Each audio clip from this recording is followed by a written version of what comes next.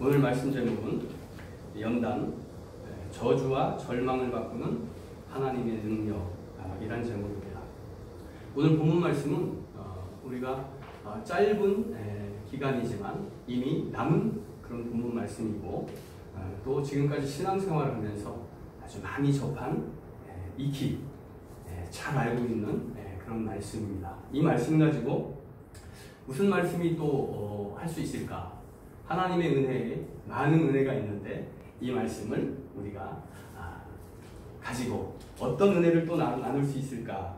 이런 생각을 우리가 할 수도 있습니다. 워낙 너무나 잘 아는 말씀이죠. 그리고 이 말씀은 우리가 잘 아는 대로 성경의 가장 큰 축복의 말씀, 하나님께서 우리를 부르시고 언약 백성 삼으시고 이 축복의 말씀을 우리에게 주신 말씀이라서 이 말씀은 우리가 붙들고 하나님께 나아가고 있는데, 그런데 이 말씀은 우리에게는 아주 큰 축복의 말씀입니다. 그런데 오늘 우리가 이 말씀을 가지고 나눌 말씀은 내가 내게 지시할 땅으로 가라 하신 그 지시할 땅이 어디냐? 그 지시할 땅이 가나안이었습니다. 가나안 땅. 그런데 하나님이 아브라함을 불러서 가나안 땅으로 가라 하셨을 때 그 가나안 땅에 살던 가나안 땅의 거민들이 있었습니다.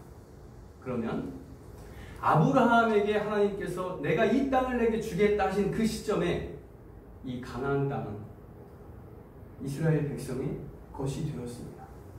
그죠? 이스라엘 백성의 땅이 되었죠. 그럼 그 시점에 그 가나안 땅에 살고 있던 가나안 백성들에게는 이것이 저주였느냐? 그들의 운명은 하나님의 이 말씀 한마디로 이미 정해졌습니다. 알지도 못하는 곳에서, 알지도 못하는 시대에 가나안 백성들의 거민들의 운명이 아브라함과 하나님 사이에서 이미 정해져 있어요. 그 오늘 본문의 축복의 말씀의 이면에 있는 가나안 거민들, 그들은 과연 저주를 받은 것일까? 하나님의 이 언약으로 그들은 그 땅에서 쫓겨나야만 하는 그런 운명에 처하였는데, 진멸당하여만 하는 그런 운명에 처하였는데, 이것이 과연 성경에서 어떤 의미로 우리에게 주어져야 하는 것인가? 우리가 이것을 어떻게 받아들여야 하는가? 우리는 단지 하나님의 선택받은 백성이기 때문에 알 바 아니다. 가나안 거민들이 뭐 6개 부족이 아니라 60개 부족이 돼도 나는 알 바 아니다. 이러고 지나쳐야 되는가? 우리는 그것이 아님을 분명히 알고 있습니다. 그러면 그들에 대해서, 이 이유에 대해서 우리는 또 고민을 해야 되죠. 그래서 이 고민과 함께 우리는 저주와 절망을 바꾸는 하나님의 능력, 그것이 연단이다. 이 의미에 대해서 함께 나누려고 합니다.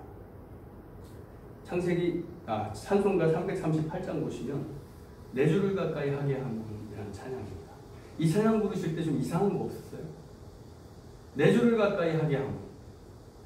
가끔씩 내 주를 가까이 하려 함은 이렇게 부르거나 이러지 않으셨습니까?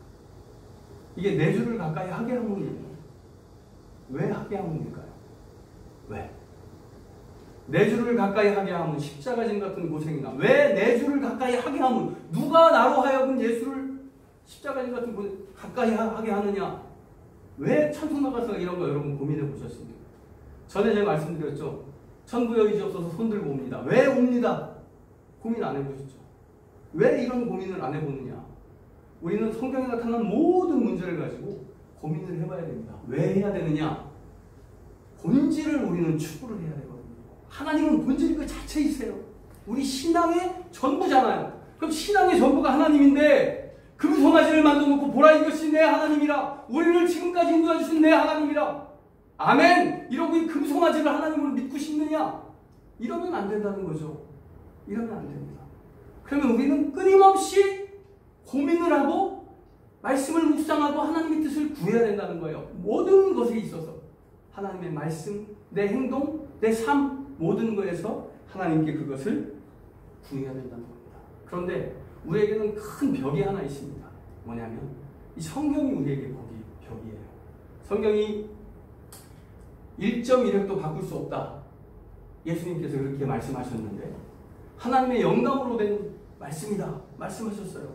그런데 우리가 가지고 있는 이 성경, 한글로 번역된 성경은 그게 아니에요. 번역된 성경이 1.1획도 바꿀 수 없다. 저도 예전에 그렇게 생각을 했습니다. 그런데 성경 하나님의 말씀을 1.1획도 바꿀 수 없다는 것이 이 번역은요.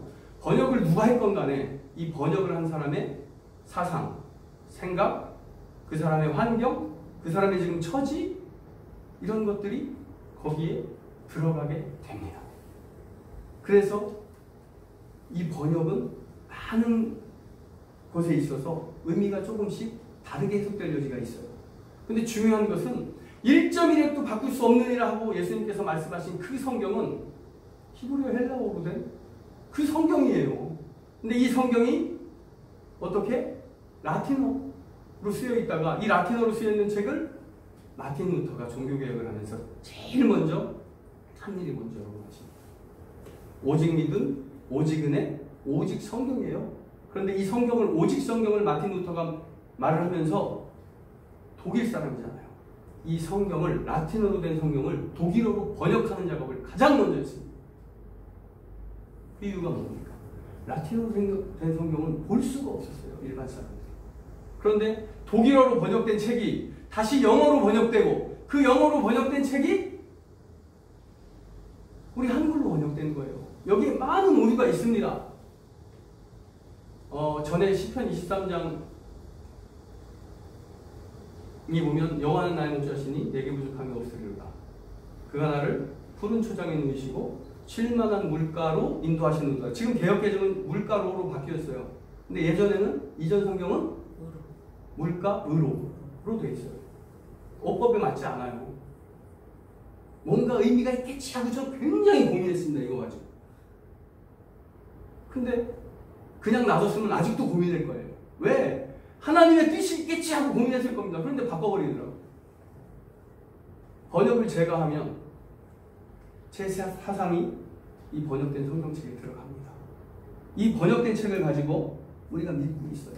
그런데 이 언어라는 것이 여러분 우리가 쓰는 언어와 이 성경이 기록됐을 때 쓰는 언어가 달라요. 의미는 같아도 언어에 포함된 그 의미가 다 다릅니다. 우리가 깡통이라고 얘기할 때 깡통 뭡니까? 상하지 않으려고 음식을 거기다 집어넣고 봉하면 빈 캔 깡통이잖아요. 이거. 그런데 아이 깡통아 이러면 이게 뭔 뜻이에요? 무식하고 머릿속에 든 거 없다 이런 뜻이잖아요.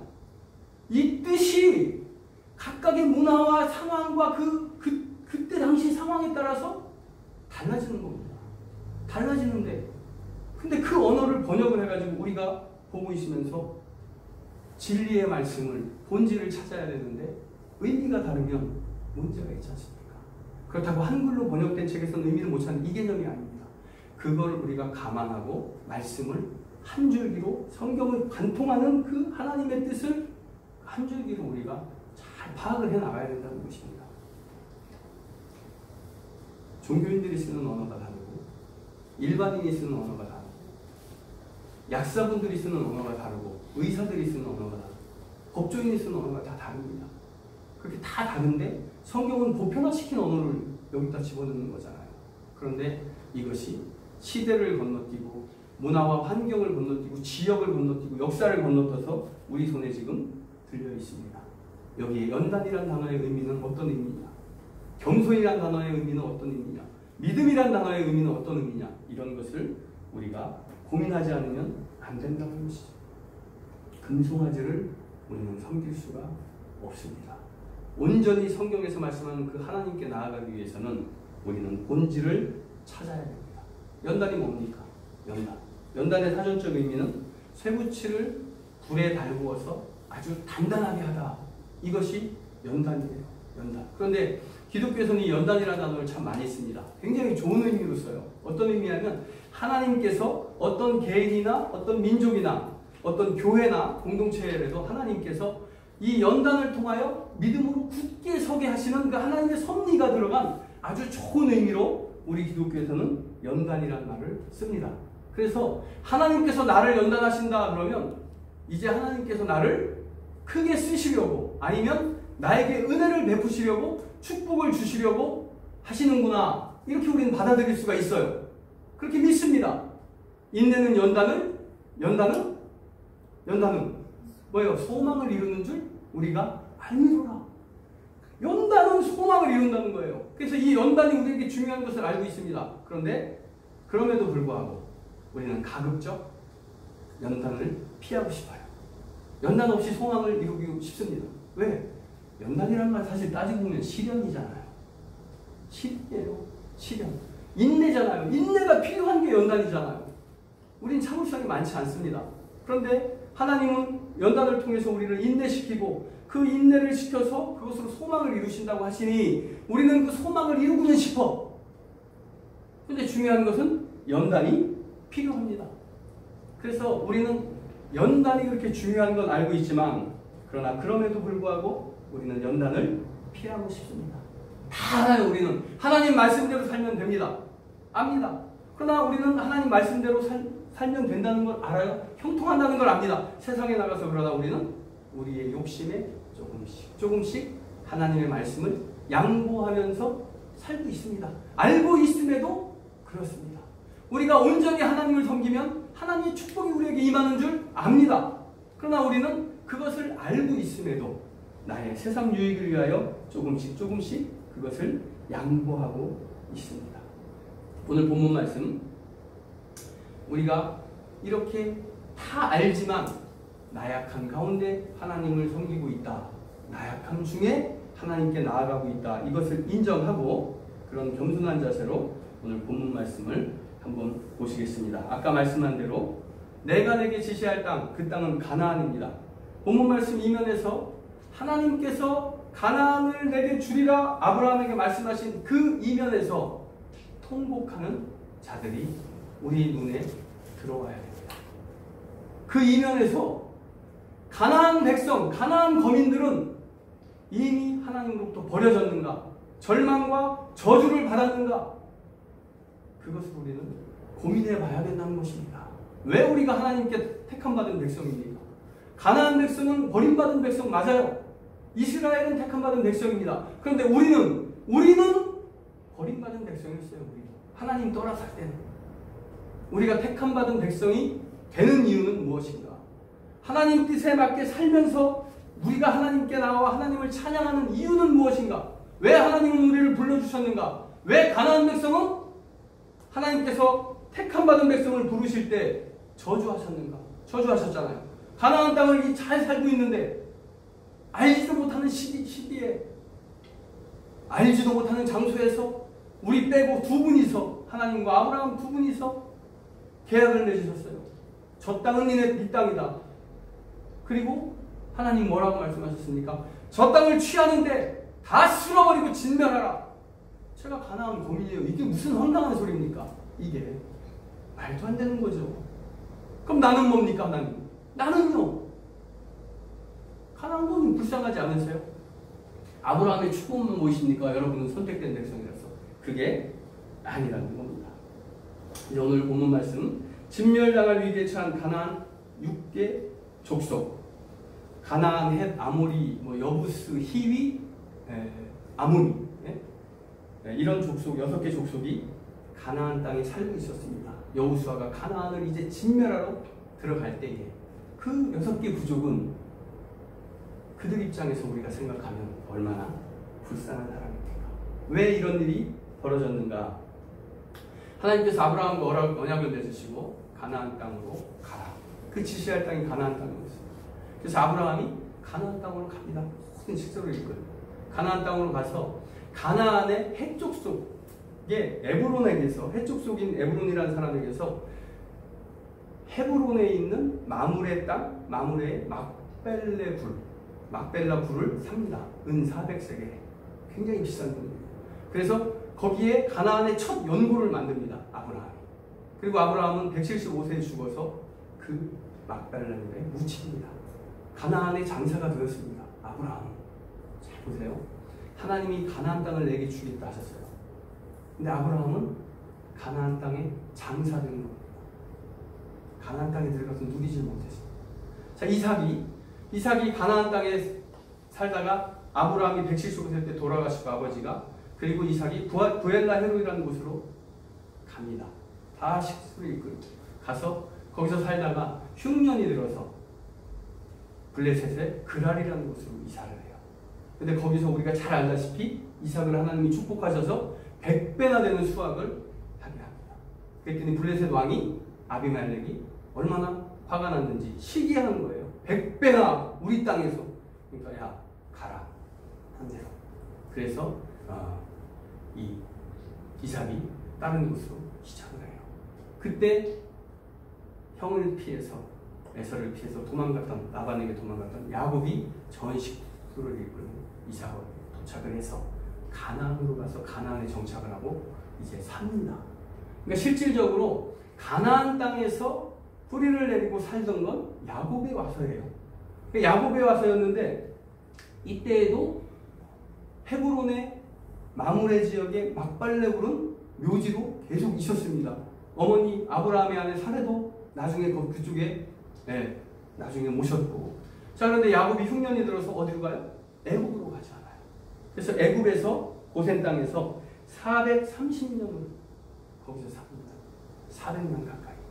그리고서 하나님께서 이제 출애굽을 시키는 거예요. 출애굽. 자, 요셉이 하나님께서 내게 지시할 땅으로 가라 하는 그 언약이 아브라함을 통해서 이삭에게, 이삭을 통해서 야곱에게, 야곱을 통해서 요셉에게 이어졌습니다. 그 언약이 이어졌는데 우리는 1절에서 3절까지 오늘 본문 말씀이 큰 축복의 말씀으로 봤는데 이게 축복의 말씀이에요. 그런데 아브라함은 겨우 거기에 장사 지낸 바 된 겁니다. 야곱도 지금 타지에 나가서 고생을 하고 있어요. 타지.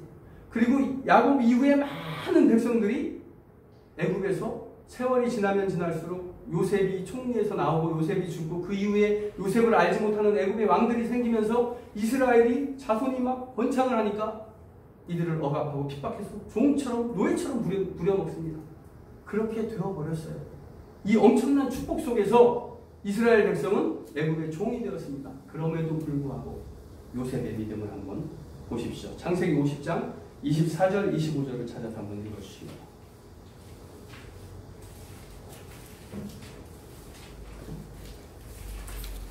창세기 50장 24, 25절입니다.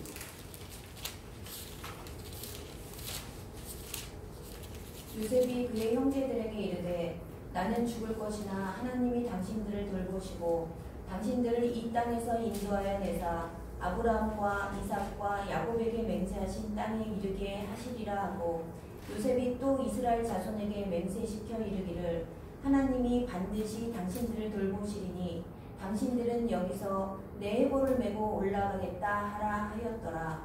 이 말씀 이해되셔요? 요셉이 지금 뭐라고 말씀하는 거냐면 요셉이 나는 지금 죽는다. 나는 지금 죽어서 지금 이 애굽 땅에 묻히지만 하나님께서 아브라함에게 우리 할아버지에게 우리 야곱에게 그리고 나에게 우리에게 너희에게 약속하신 그 언약의 땅 가나안은 반드시 너희가 들어갈 것이다.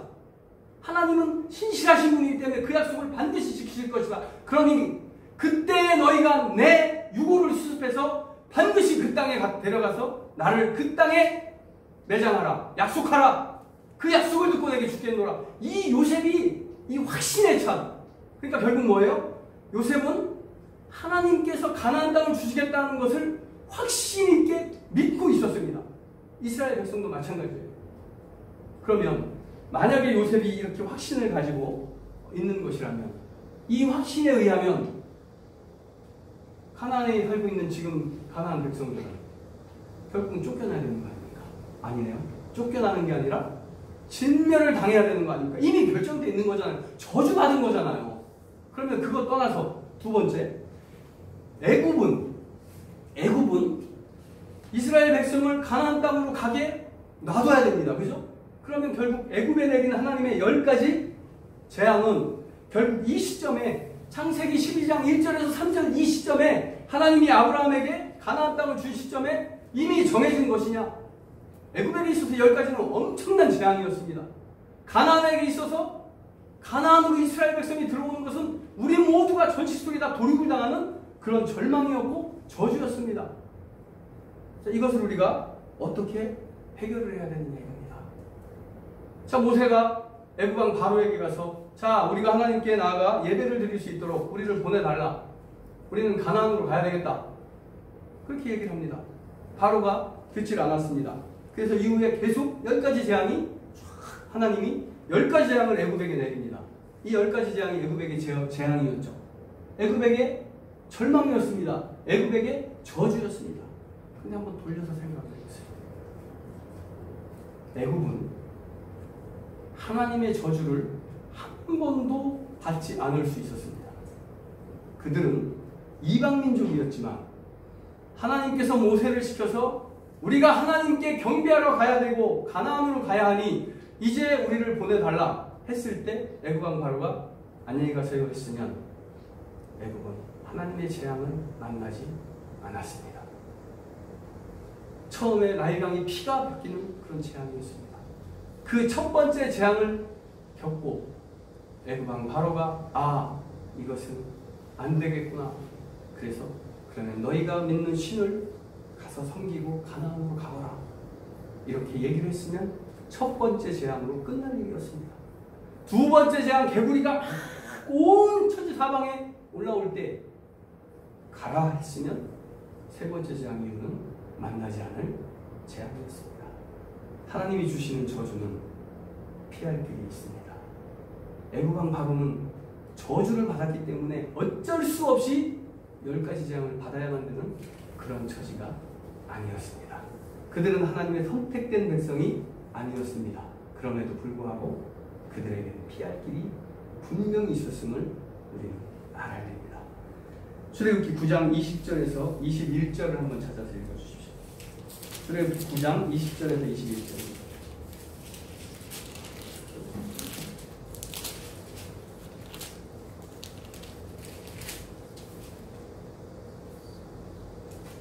바로의 신하 중에 여호와의 말씀을 주의하는 자들은 그 종들과 가축을 집으로 피하여 들였으나 여호와의 말씀을 마음에 두지 아니하는 사람은 그의 종들과 가축을 들에 그대로 두었더라. 네, 이게 뭔 뜻입니까? 애굽이 이 재앙 중에 하나님의 말씀을 들었으면 이 재앙을 피할 수 있었다는 말씀이에요. 바로와 그의 신하 중에 여호와의 말씀을 두려워하는 자들은 여호와 하나님을 믿는 게 아니라 여호와 하나님은 위대하시고 전능하신 분이구나, 이 두려워하는 마음이 있었으면 애굽인들도 이 재앙을 피할 수 있었습니다. 지금 이 말씀은 7번째 우박이 막 쏟아져서 온 산과들의 종들과 모든 가축이 다 죽임을 당할 때에 그것을 알고 이스라엘 백성들이 다 그 종들과 가축들을 다 안으로 방으로 들여서 막 이 집 안으로 들이미는 걸, 외양간으로 들이미는 걸 보고 경험이 있잖아요. 6번째 재앙까지 쟤네들은 하나님이 피해 가시는 거 보니 우리도 들이면 이 재앙을 피할 수 있을지 모르겠더라. 이 믿음 두려워서 38년 된 병자가 예수님의 옷깃을 왜 만졌는 줄 아십니까? 옷깃만 만져도 내가 낫겠다, 그렇게 생각을 한 거예요. 이 바로에게도, 바로의 신하에게도, 애굽에게도 하나님은 이 기회를 주셨습니다. 몇 번? 10번이나 주셨어요. 10번이나. 이게 재앙입니까? 이게 절망입니까? 아니에요. 절망 중에 피할 길이 있다니까요. 이 피할 길은 어디서? 하나님만 바라보면 되는 거잖아요. 이 결론이 뭐예요? 하나님으로의 부르심이에요. 부르심. 절망은, 시련은, 저주는 나를 내 사랑합니다. 연단은 하나님의 사랑이에요. 연단은. 그래서 이걸 우리가 알아야 되는데 이걸 몰라요. 가나안 거민에게, 이제 가나안 거민들을 한번 생각해 보죠. 아브라함 시대에 한 500년도 더 전에 자기들의 운명이 결정이 됐어요. 어떻게 결정이 됐어요? 진멸당할 운명으로, 쫓겨나는 것도 아니고 진멸당할 운명으로 결정이 됐습니다. 그런데 그들이 가만히 보니 모르죠. 아브라함에게 하나님이 이 땅을 주겠노라 이렇게 약속하셨는지 그들은 몰라요. 가만히 보니 그냥 살고 있을 뿐이에요. 그런데 언제 압니까? 출애굽을 할 때부터 이제 슬슬 알게 되는 거예요. 소문이 도는 거예요. 가나안으로 가자 이러고 출애굽을 하는 거예요. 애굽의 10가지 재앙이 막 나니 이 엄청난 일이 소문에 소문을 타고 가나안에 안 들어갈 리가 없습니다. 홍해가 쫙 갈라지고 이스라엘 백성이 일직선으로 어떻게 가요? 가나안을 향해 갑니다. 뭐라고 하면서? 우리 땅 가나안으로 가자. 저 땅은 우리 땅이다. 이러면서 막 달려가는 거예요. 가나안 거민들이 그냥 넣어놓고 가만히 있었겠습니까? 뭐라 쟤네들 이상한 놈들이네? 이러고 가나안에 많은 6개 부족이 모여서 이제 쟤네들 이상하다. 그래서 서로 협의를 해요. 어떡하지? 일단 정탐꾼을 보내요. 그래서 이스라엘 백성들을 유심히 봅니다. 그랬더니 이건 장난이 아니에요. 애굽에 10가지 재앙을, 그 대단한 재앙을 내리셔가지고 애굽 왕으로부터 항복하게 하셔서 이스라엘 백성을 끌어내시더니 홍해 앞에서 홍해를 쫙 가르시고 이스라엘 백성을 그 마른 땅을 건너게 하시고 애굽 왕 바로의 병거들은 전부 다 수장을 시키시더니 이제 아말렉이죠? 아말렉이 그 이스라엘 백성을 도륙하고자 쳐들어갔더니 이스라엘 백성이 그 강대한 아말렉을 다 물리쳐버리고 이제 가나안 노래를 부르면서 우리에게 쳐들어오고 있는 거예요. 가나안 땅의 거민들이 깜짝 놀란 겁니다. 아니 쟤네들은 근데 왜 이리로 온대? 그랬더니 몰라. 옛날에 그 하나님이 그 막 홍해를 가르신 하나님이 자기들한테 줬대. 막 그런 소문이 막 돌아. 이러고서 막 그러고 있는 거예요 지금. 와, 얼마나 황당합니까? 말이 안 되잖아요 이게. 그래서 긴장을 하고 그럼 우리가 일단 버티자. 그래서 6개가 연합을 해서 군대를 모아서 그들이 침범하나 안 하나 그 경계를 하고 있는 거예요. 그런데 이스라엘 좀 보세요. 그 앞에 딱 오더니 가데스 바네아에 딱 왔어. 이제 바로 이제 건너가면 가나안 땅에 들어가는 거예요. 그러더니 어영부들이 갑자기 뒤로 오더라 하더니 막 광야로 달려가 이제. 가나안 땅에 한숨을 돌렸어요. 야, 갔어 이러면서 이제 좀 한숨을 돌린 거예요. 그래도 계속 정탐을 합니다. 그랬더니 말인 거예요. 불기둥 구름기둥이 이스라엘을 계속 낮이고 밤이고 인도를 합니다. 만나와 매출하기로 이스라엘만 먹여요. 정탐꾼들도 먹었을지 몰라. 그 보고가 막 들어가는 겁니다. 죽겠는 거예요 이 가나안 거민들이. 언제 올지 모르잖아요. 지금 뭐 40년을 연단을 받느라고 헤매는지 몰라요. 가나안 거민들. 언제 돌이키면 바로거든. 돌이키면. 그러니 막 계속 긴장하고 40년 동안 이스라엘을 주시했는데 주시하면 할수록 뭡니까? 이스라엘 하나님이 두려운 겁니다. 무서운 겁니다. 그 소문이 귀에 박히게 막 들어온 거예요. 그러더니 이제 드디어 여호수아가 리더가 돼서 요단강을 건너는데 요단강 어떻게 건너는 줄 아십니까? 요단강이 그때 홍수처예요. 홍수가 나서 절대 사람이 못 걸었는데 홍해만 가르치는 게 아니라 또 강을 또 쫙 갈라주셨어요. 이게 또 가나안 백성에게 들어갑니다. 이제 요단강 건너면 가나안 땅이에요. 여리고성의 3km 앞에 길갈이에요. 요단강만 건너면. 그 길갈에 진을 딱 칩니다. 가나안 6개 부족은 마지막까지 하나님의 능력을 그들은 봤습니다. 들었습니다. 정탐꾼을 통해서. 요단강이 갈라지잖아요. 그 홍수에 강이 콱 물이 쏟아지는데 이스라엘은 그 또 마른 땅을 그들은 옛날 생각이 났을 겁니다. 애굽왕 바로의 군대가 쳐들어왔을 때 홍해 바다를 가르신 그 하나님이 이제 요단강을 가르시고 애굽왕 바로의 군대를 숨을 시킨 하나님이 이제 우리를 숨을 시키지 않으실까 두려웠습니다. 자, 여기서 한번 생각을 해보시죠. 오늘 본문 말씀 내가 내게 지시할 땅으로 가라. 이 말씀에 따라 하나님께서는 가나안을 저주하시고 가나안 백성들을 다 진멸하시기로 작정을 하셨습니까? 가나안 땅 거민들은 아무런 죄도 없는데 알지도 못하는 이유로 도륙을 당하게 생겼습니다. 저주와 절망이었죠.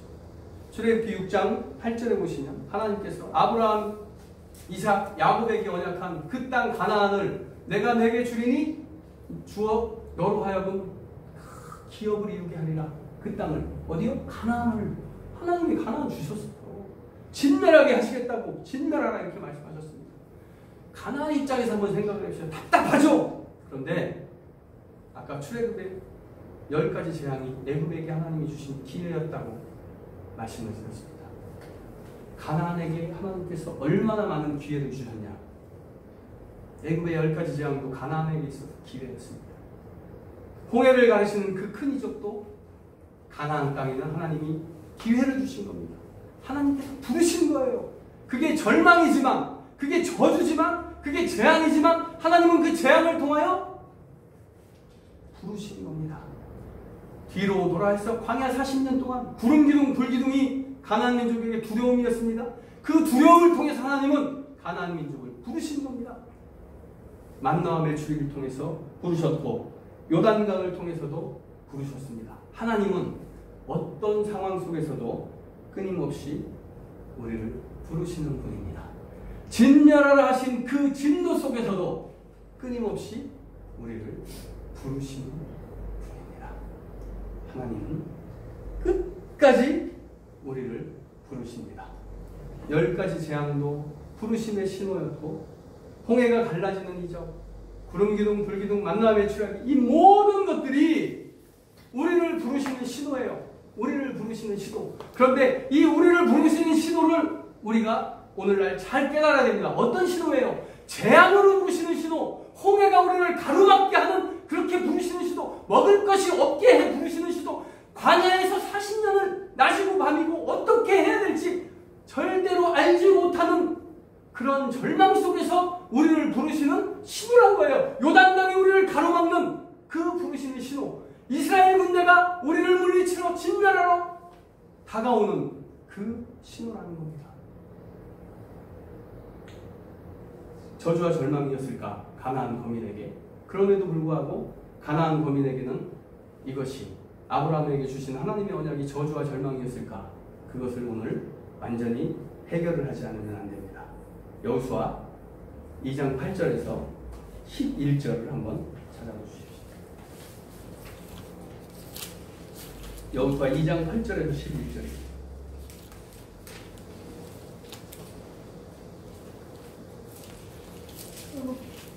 또 그들이 눕기 전에 라합이 지붕에 올라가서 그들에게 이르러 말하되 여호와께서 이 땅을 너희에게 주신 줄을 내가 아노라. 우리가 너희를 심히 두려워하고 이 땅 주민들이 다 너희 앞에서 간단히 놀나니 이는 너희가 애굽에서 나올 때에 여호와께서 너희 앞에서 홍해 물을 마르게 하신 일과 너희가 요단 저쪽에 있는 아모리 사람의 두 왕 시온과 옥에게 행한 일 그들을 전멸시킨 일을 우리가 들었음이니라. 우리가 듣자 곧 마음이 녹았고 너희로 말미암아 사람이 정신을 잃었나니 너희 하나님 여호와는 위로는 하늘에서도 아래로는 땅에서도 하나님이시니라. 아멘. 라합 아시죠? 라합이 지금 이게 우리 목숨을 살려주십시오 하는 거였습니까? 아니에요. 이 땅을 너희에게 주신 줄을 내가 아노라.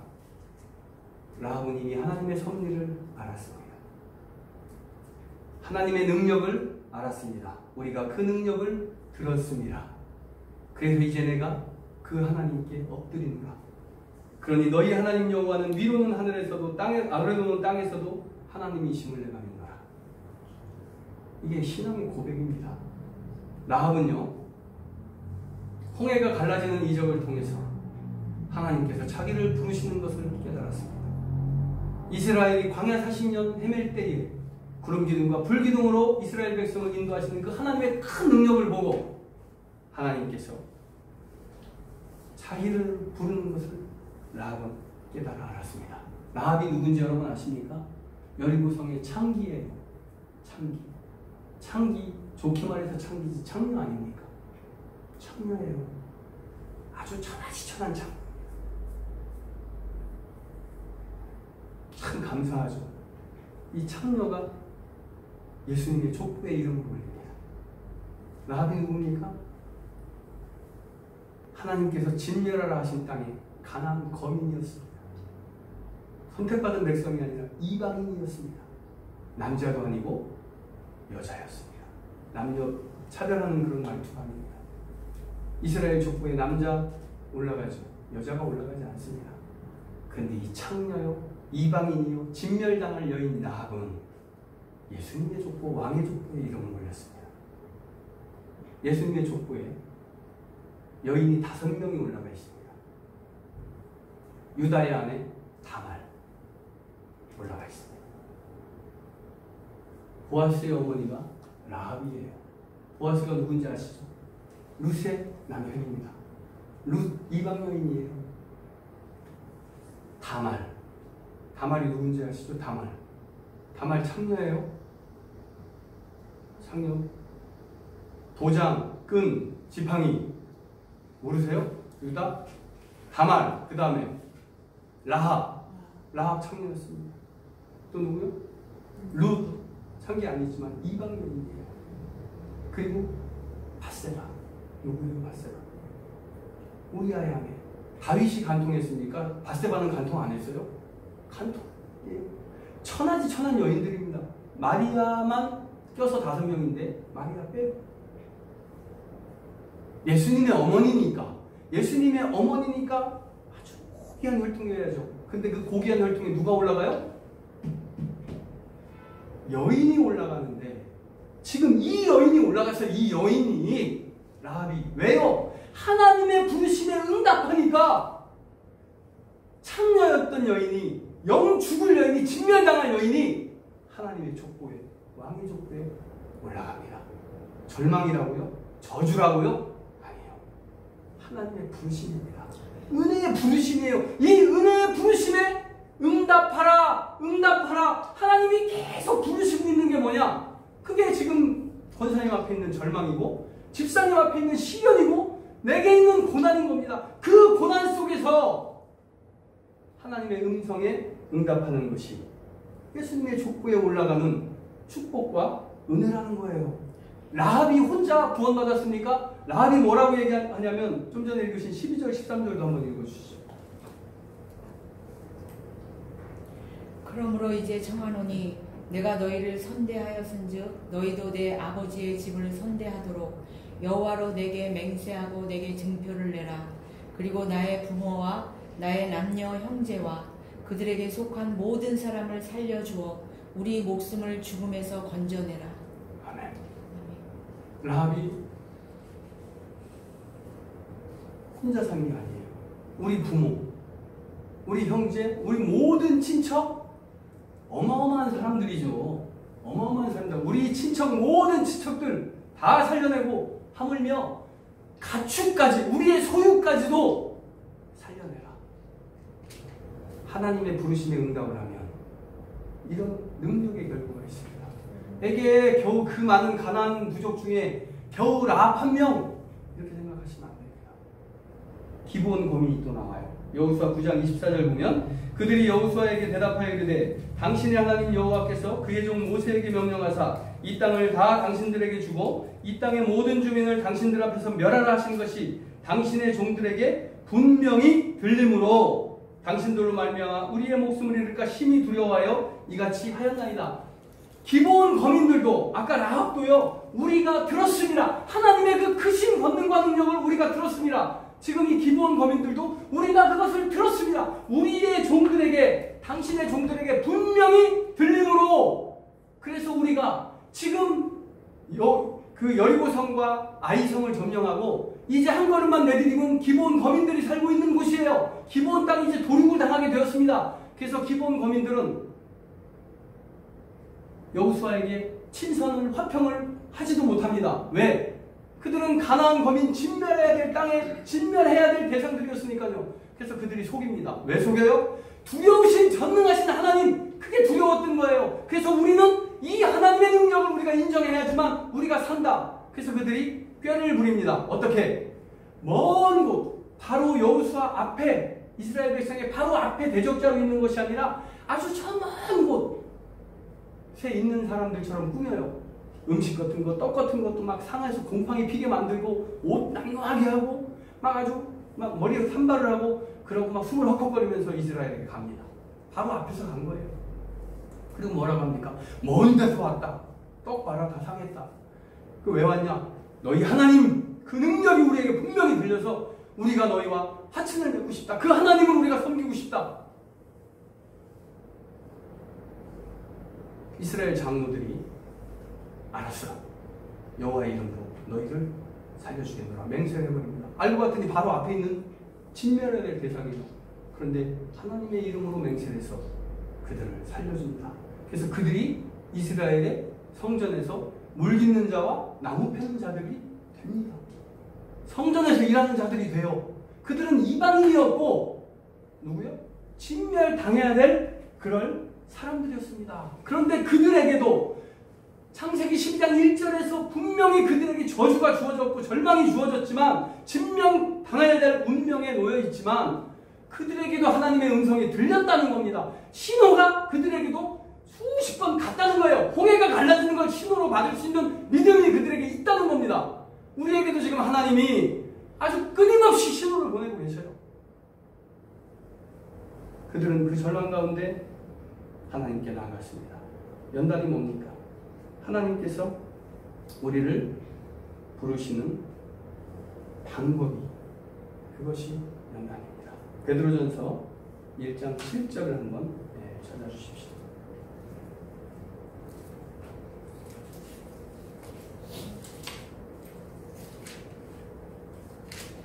베드로전서 1장 7절입니다.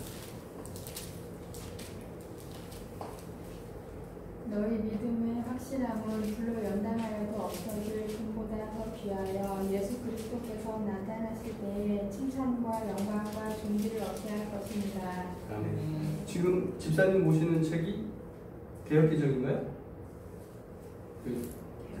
네, 이게 그 바뀌고 이렇게 의미가 좀 안 통하는 좀 있어요. 여기는 너희 믿음의 시련이 불로 연단하여도 없어질 금보다 더 귀하여 해갖고 시련으로 되어 있어요. 너희 믿음의 확실함으로 이렇게 되어 있으니까 거기에 네. 너희 믿음의 시련이 불로 연단하여도 없어질 금보다 더 귀하여 우리의 연단이 우리의 절망이 불로 연단하여도 없어질 금보다 더 귀하여 예수 그리스도에 나타나실 때 뭐요? 칭찬과 영광과 존귀를 얻게 하려 함이라. 칭찬과 영광과 존귀를 얻고 싶습니까? 로마서 8장 17절 보시면 자녀임은 또한 후사요 그리스도와 함께한 하나님의 후사요 그리스도와 함께한 후사니 우리가 그와 함께 영광을 받기 위하여 뭐요? 고난도 함께 받아야 할 것이니라. 칭찬과 영광과 존귀를 받기 위하여 필요한 게 뭐냐? 고난이라잖아요. 고난. 이 고난이 왜 필요하느냐? 하나님께서 우리를 부르시는 부르심이란 거예요. 하나님께서 끊임없이 우리를 칭찬만 하시고 끊임없이 우리를 영광된 자리에 세우시기만 하시면 우리는 하나님에 대한 감사를 잊습니다. 왜 잊어버리느냐? 우리가 나약해서 그래요. 이 나약함을 고백하는 것이 그래서 믿음의 첫걸음이라고 분명히 나누었습니다. 그래서 하나님께서 고난으로 우리에게 연단으로 하나님께서 계속 우리를 부르신다는 것입니다. 그 하나님의 부르심에 응답한 것이 라합이었고 기본 거민이었습니다. 아까 라합의 고백, 그러므로 내가 청하노니 내가 너희를 선대하였은즉 너희도 내 아버지의 집에 선대하도록 여호와로 내게 맹세하고 내게 증표를 내라. 그리고 나의 부모님 남녀 형제와 그들에게 속한 모든 사람을 살려주어 우리 목숨을 죽음에서 건져내라. 이게 목숨을 구걸하는 것처럼 보입니까? 목숨 구걸이 아니에요. 그러니 이제 내가 위대하신 너희 하나님 여호와를 나의 구주로 섬기겠노라. 내가 쫓아도 나는 섬기겠노라. 내 목숨이 다하더라도 나는 주님을 섬기겠노라. 이 고백이라는 거예요. 이 고백. 하나님의 부르심에 응답하면 이 고백이 나옵니다. 이 간절한 고백이 나오게 되어 있어요. 이 간절함이 오늘날 저와 여러분에게 있어야 됩니다. 이 간절함이 어디서 온다고요? 이 간절함은 형통에서 오지 않습니다. 이 간절함은 절망과 시련과 좌절 속에서 합니다. 질병이 우리를 간절하게 합니다. 도무지 현대의학으로 내 힘으로 어쩔 수 없는 이 질병이 나를 간절하게 하는 거예요. 하나님을 간절하게 구하게 하는 겁니다. 아주 내 힘으로 어쩔 수 없는 이 가난이 나를 간절하게 합니다. 세상에서 형통하지 못하고 늘 실패할 때 모든 삶의 질고가 정말로 힘이 들 때 그럴 때 우리는 간절하게 됩니다. 실패가 우리를 간절하게 하고, 질병이 우리를 간절하게 하고, 그리고 가난이 우리를 간절하게 합니다. 그러나 문제는 이 간절함을 가지고 우리가 이 간절함을 가지고 어디에 주목하느냐, 이게 문제예요. 어디에 주목합니까? 이 간절함을 가지고 우리는 성공을 주목합니다. 이 간절함을 가지고 우리는 재물을 주목합니다. 이 간절함을 가지고 우리는 건강을 주목합니다. 그게 아니라는 거예요. 그게 아니라 너희 간절함을 가지고, 완치, 재물, 형통 이런 것을 주목하는 것이 아니라 그런 곳에 주목하고 있는, 고정되어 있는 내 시선을 돌려서 하나님을 주목하라. 이 말씀을 하시고 싶은 것이 지금 여러분들이 갖고 계시는 고난과 절망인 겁니다. 하나님은 그 고난과 절망을 통해서 너의 시선을 나에게로 돌려라, 이렇게 말씀하고 계신 거예요. 재물이 그렇게 필요하십니까? 그러면 재물을 구하면 안 됩니다. 재물에 내 시선을 고정시키면 안 됩니다. 질병 때문에 지금 고통받고 있습니까? 완치에 내 시선을 고정시키고 완치에 내 모든 것을 집중시키고 계십니까? 아니에요. 하나님께 주목하라. 내가 지금 주목하는 완치, 재물, 형통을 거기에서 어렵지만 힘들지만 그게 힘들기 때문에 그게 절망인 거예요. 그게 이 시선을 하나님께로 돌리기가 너무나 힘들어요. 가난한데 재물이 내 생명인데, 생명보다 귀한 것 같은데 어떻게 재물이 내 눈앞에 있는데 이걸 무시하고 외면하고 하나님께 내 시선을 돌릴 수가 있습니까? 이게 어려운 거예요. 이게 나에게 고난이고 절망인 겁니다. 이 고난과 절망 속에서 하나님의 부르심에 응답하라. 그것이 오늘 본문 말씀을 통해서 축복의 이면에서 절망 속에 있는 가나안 거민을 통해서 우리에게 하나님께서 하시는 말씀입니다. 너희가 주목할 것은 무엇이냐? 오직 나 하나님뿐이니라. 그것만이 내 생명 되리라. 이 말씀 믿으시고 나의 모든 시선과 나의 모든 마음을 빼앗아가는 그런 것들에게서 내 마음을 돌이켜 하나님을 의지하시는, 하나님의 부르심에 응답하시는 여러분 되시기를 간절히 축원합니다. 사랑하는 은혜 아버지 하나님, 저주와 절망을 바꾸는 하나님의 능력을 우리가 나누었습니다. 지금 이 시간에도 우리의 시선을 빼앗는 것들이 있습니다. 우리의 삶의 목표가 되는 것들, 우리의 삶의 기쁨이 되는 것들이 있습니다. 아버지 하나님, 우리가 오직 하나님으로 기뻐할 수 있도록 주여 내 마음을 주님께로 인도하여 주시옵소서. 나의 시련과 절망 속에서 하나님을 바라볼 수 있는 힘과 용기를 허락하여 주시옵소서. 나의 절망과 좌절 속에서 오직 하나님으로 기뻐할 수 있는 그 기쁨을 허락하여 주시옵소서. 예수님의 이름으로 간절히 기도드립니다. 아멘.